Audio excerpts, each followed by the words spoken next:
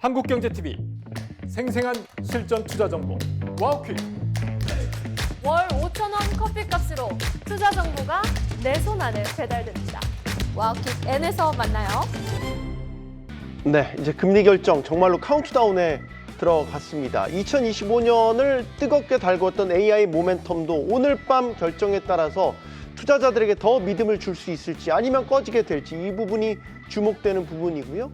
더 나아가면 엔비디아 중심의 AI 판도 역시 어떤 변화를 가져올지 이목이 집중되고 있습니다. 더 프리미어 강관우 대표의 해안을 들어볼 차례가 됐습니다. 안녕하십니까? 안녕하십니까? 금리 결정 걱정입니다. 왜 걱정이 되는지 모르겠는데 왜 걱정을 하세요? 내린다는데 걱정인 건 그러게요. 어떤 느낌인 거죠?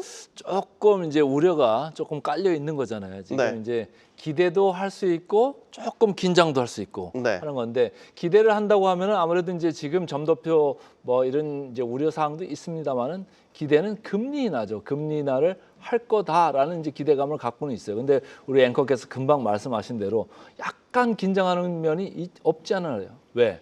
자, 점도표를 어떻게 그려낼지 그리고 내년 경제 전망을 어떻게 지금 얘기할지 그 수치와 관련돼서 시장이 긴장을 하면서 볼 것 같고요. 또 더 긴장할 수 있는 거는 이제 바로 이제 파월이 기자회견하지 않습니까?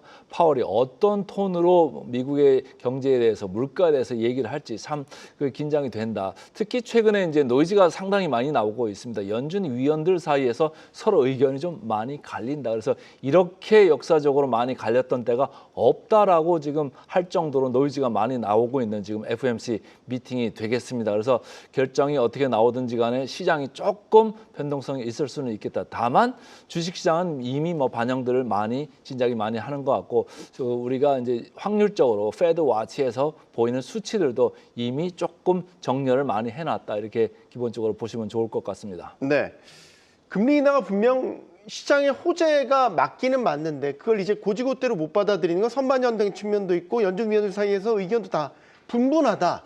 이런 것들이 이제 불안감으로 작용을 하죠. 그러면 이제 한 발 더 나아간다면 올해 증시를 끌어왔던 AI 모멘텀은 어떻게 될 것인가?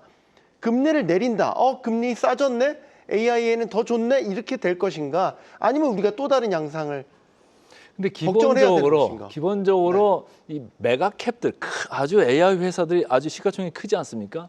그리고 현금 흐름도 좋아요. 그렇기 때문에 금리에 따라 가지고 아주 실질적인 그 영업 상황이 영향을 받는 그런 정도는 아니거든요. 그러니까 어떻게 보면 이제 중간 그리고 작은 기업들에 비해서 아주 이렇게 큰 대형 기업들은 금리에 있어서는 사실 그렇게 영향받는 정도는 작습니다. 다만 이제 할인율이 이제 좀 높아지거나 높은 수준이 계속 유지되면 성장주에는 좀 안 좋죠. 그러나 이 메가캡들 AI 관련되는 기업들의 성장률이 그런 금리 인하가 좀 늦어지는 이런 거에 대한 할인의 정도의 그 비교를 해가지고 네. 성장의 폭이 아니면 페이스가 더 크다라고 하면 그거 무시하고 지나갈 가능성이 크다. 이제까지도 미국 주식시장이 그러지 않았습니까? 계속 금리는 고금리 수준에 이렇게 머무르고 있는데 이쪽 성장주, AI 특히 관련주들은 계속 고공행진을 벌였거든요. 실질금리로 좀 볼 필요가 있는 거예요. 실질금리가 이 명목금리는 지금 높은 편이죠. 그런데 실질금리는 1%가 채 안 돼요. 그러니까 사실은 채권 쪽보다는 아직까지도 주식 쪽에 뭐라 그럴까요? 장점이 훨씬 많은데 그 가운데는 AI 관련주, 테마주들이 있다 이렇게 저는 보고 있습니다. 투자자들 심리 상태는 어떻습니까? 여전히 극도의 공포입니까? 아니면 조금 나아졌습니까? 조금 나아지려고 하다가 네. 조금 다시 후퇴한 느낌이 좀 있어요. 공포 탐욕 지수를 봤더니 그거는 지난주보다 약간은 조금 뒷걸음질치는 이런 느낌이 있어요. 왜냐하면 아까도 말씀드렸습니다만 채권 수익률이 장기채 금리 수익률이 자꾸 위로 올라가려고 하니까 다른 이제 뭐 정크펀드 수익률도 올라가고 전체적으로 조금은 아직도 깨어나지 않고 있다. 32라고 하면은 공포 지금 중간 정도에 있는 거거든요. 그런데 빅스 지수를 보면 좀 다르다고 지난주에도 제가 말씀을 드렸어요. 빅스는 조금 단기적인 앞으로의 변동성을 이제 보면서 기관들이 지금 옵션을 많이 해지를 했느냐 안 했느냐 이 생각을 보시면 좋은데 조금 올라왔다고는 하나 지금 17 밑에 있습니다. 그래서 15에서 뭐 한 15, 16, 17 이 정도 되면은 기관들이 시장의 변동성에 대해서 크게 우려하지 않고 있다라는 얘기예요. 그래서 기관들은 시장 걱정을 별로 안 하는데 아까 봤던 공포 탐욕 지수는 아무래도 기관보다는 개인들이 많이 의존하는 그런 지수거든요. 그래서 제가 볼 때는 오늘 그 FOMC에서 어떤 결정이 나온다고 해도 단기 변동성이 그렇게 크지 않을 수 있다. 이미 시장에서는 미리 반영한 느낌이 있다. 저는 이렇게 보고 있습니다. 미국이 오늘 금리를 내린다고 가정을 해보고 다음 주에 일본이 올린다고 가정을 해보고 지금 유럽중앙은행도 올릴 것처럼 뉘앙스를 풍기고 있으니까 네. 그러면 미국이 주요 국가들과의 금리 방향이 좀 다르게 간다라는 거잖아요.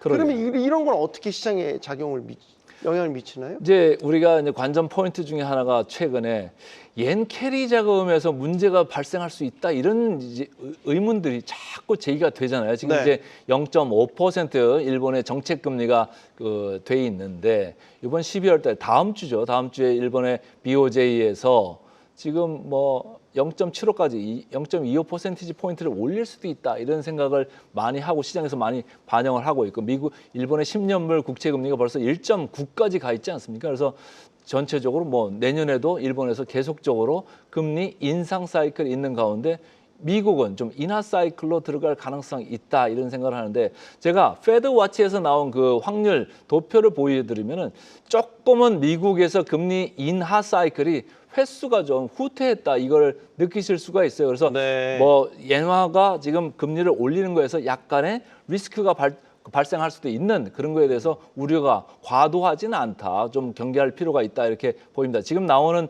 그 차트를 보시면은 내년 4월까지는 요번에 뭐 내리든지 안 내리더라도 뭐 1월, 3월, 4월 중에는 한번 내린다. 이렇게 이제 가 있고요.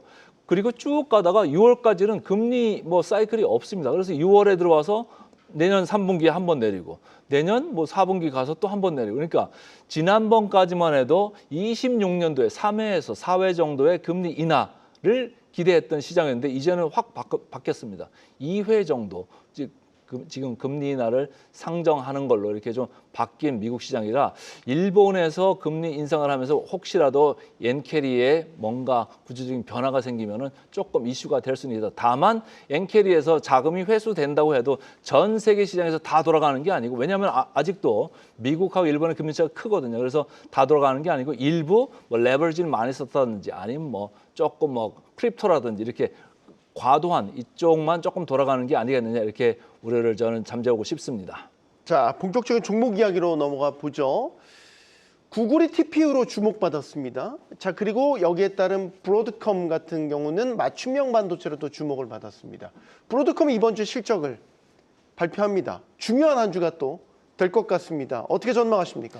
브로드컴은 AI의 숨은 진주다 이렇게 이제 평가하는 사람들이 많아요. 네. 제가 볼 때도 조금 그런 느낌이 있어요. 그래서 앞으로 이제 구글 그리고 엔비디아의 대결 양상에서 아무래도 뭐 구글 쪽으로 수요가 점점 확산된다고 보면은 사실은 지금 브로드컴의 밸류에이션이 싼 거는 아닙니다. 거의 48배 이 정도까지 선행 PER이 가 있는 뭐 고평가된 주식이면 맞습니다만은 그럼에도 불구하고 미국에서 있는 뭐 글로벌 IB들은 목표 주가를 계속 올리고 있어요. 지금 목표 주가를 보면은 상방이 한 15에서 20% 정도는 올려 잡고 있어요. 지금 보이는 거와 같이 뭐 오른쪽에 브로드컴입니다만 주가가 계속 이렇게 올라가고 있는데도 계속 좋아라 하면서 뭐 목표 주가를 올리고 있다. 다만 이제 왼쪽에 구글은 그거보다는 조금 그렇게 올라가는 느낌은 좀 정체돼 있죠. 그래서 네. 둘 간에 하나를 한다고 그러면 또 구글도 저는 지난주에 좋다고는 봤습니다. 그리고 시가총액 1위를 향해서 가고 있다 이렇게 말씀을 드렸는데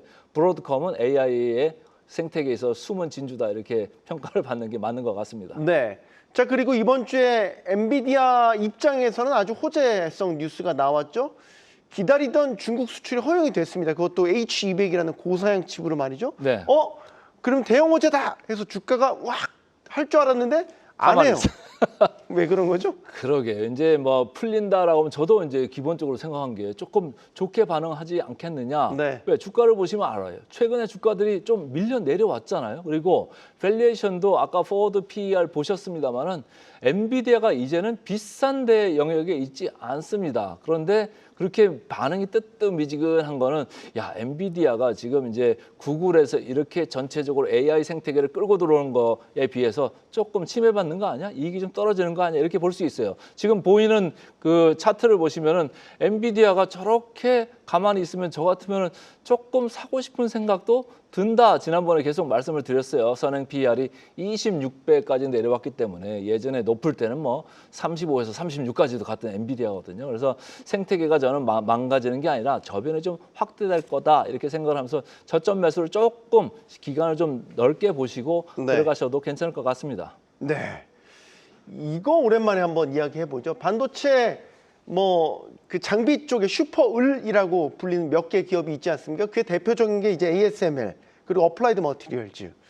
ASML 같은 경우도 계속해서 좋은 수요들을 받고 있기 때문에 주가도 굉장히 좋았잖아요. 네. 요즘의 상황은 어떻습니까? 최근에 그 반도체 장비주들 요 두 개 회사를 보니까 아주 뭐 사상 최고가 행진을 계속 지금 가고 정말 달리고 있어요. 있군요. 그러니까 확실히 이 두 개 회사 없이는 반도체 뭐 첨단 공정, 선단 공정 이거는 뭐 가능하지가 않다라는 걸 주가에서 이렇게 그대로 보여주고 있다. 다만 이제 ASML이 네덜란드 국적 아니겠습니까? 그래서 네덜란드에서 이제 중국으로 수출을 풀어주느냐 마느냐 이런 규제 이슈가 있어요. 그렇지만 ASML은 제가 볼 때는 밸류에이션이 아주 높게 가요. 아까 선행 PER 보여줬습니다만은 어플라이드 머티리얼은 여러 가지의 뭐 증착이나 식각에 쭉쭉쭉쭉 전방위적으로 들어가는 거에 비해서 ASML은 또 완전히 노광 장비쯤에서 없으면 안 되는 최첨단 공정에 꼭 들어가는 장비거든요. 근데 어플라이드 쪽은 그렇게 반도체 그걸 많이 안 타는데 ASML 조금 타는 느낌이 있어요. 근데 밸류에이션이 오른쪽이 ASML이 훨씬 더 높습니다. 그래서 제가 볼 때는 뭐 어플라이드 머티리얼을 계속 보는 것도 앞으로 괜찮은 전략이 될 수 있다 이렇게 보고 있습니다. 네. 짧게만 하나 마이크론 질문을 드리려고 하는데 네. 마이크론 왜 질문 드리려고 하냐면 하이닉스가 지금 미국에 ADR 상장을 그렇죠. 준비한다는 소리 나왔어요. 네. 만약 그렇게 된다면 딱 비교할 수 있는 게 마이크론과 하이닉스가 이제 그렇죠.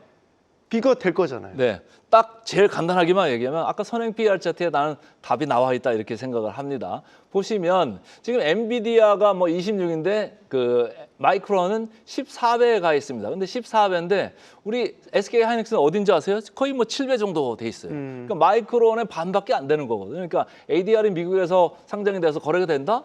뭐 예탁 증서죠, ADR이. 근데 만약 이 엔비디아 뭐랄까 마이크론보다 지금 반값밖에 안 되니까 더 주가가 리레이팅 되지 않겠느냐 이런 기대감이 있다고 봐야죠. 그러면 하이닉스가 정말 ADR로 상장하면 그 저평가를 깨고 날개를 달 수도 있겠군요. 그런 기대감이 이제 스멀스멀 지금 나오고 있는 거죠. 알겠습니다. 오늘 여기까지 듣겠습니다. 더 프리미어 강관우 대표였습니다. 고맙습니다.